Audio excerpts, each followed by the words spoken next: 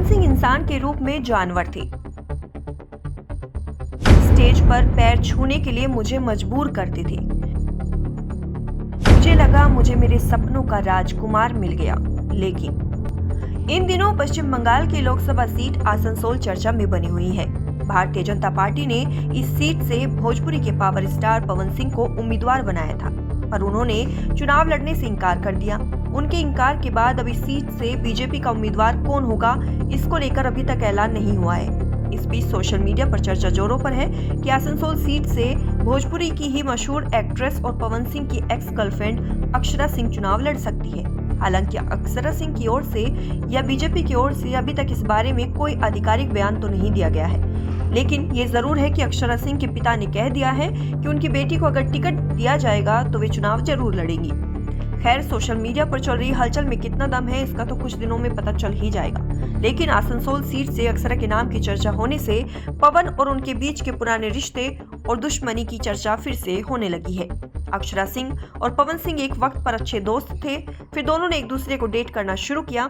पवन से अक्षरा कैसे मिली, इसका जवाब खुद उन्होंने एक इंटरव्यू में दिया था। अक्षरा ने कहा था, इंडस्ट्री में कुछ फिल्में करने के बाद मेरी मुलाकात पवन से हुई।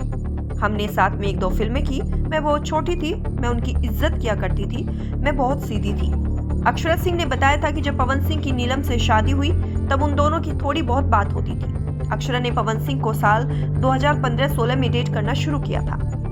अक्षरा ने बताया कि बाद में मुझे कई बार काम से हटाया गया।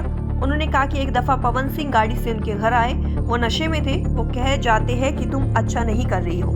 इसके बाद वो रोड क्रॉस करते हैं और उनका एक्सीडेंट हो जाता है। अगले दिन मेरे ऊपर खूब इल्जाम लगते हैं, इसी के चक्कर में ये क्या हुआ है।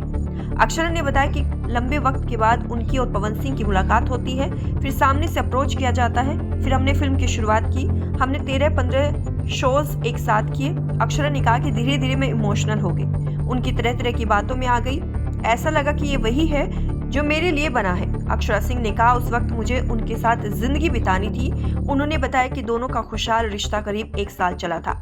अक्षरा सिंह ने दावा किया था कि पवन सिंह उनसे कहते थे कि स्टेज पर उनके पैर छुओ। उन्होंने कहा कि वो ऐसा इसलिए करते थे क्योंकि ये उनको पसंद था। उन्होंने कहा कि मैंने उनकी बात मानी और ये सब किया। उन्होंने कहा कि पवन सिंह मुझे डराते थे, मैंने एक जानवर देखा है। बताते कि 2019 में ब्रेकअप के बाद अक्षरा ने पवन सिंह के खिलाफ FIR भी दर्ज कराई थी। हालांकि पवन सिंह ने कभी अक्षरा से विवाद पर खुलकर कुछ नहीं कहा। उस वक्त पवन सिंह ने कहा था कि ऐसी बातों का जवाब नहीं देते हैं।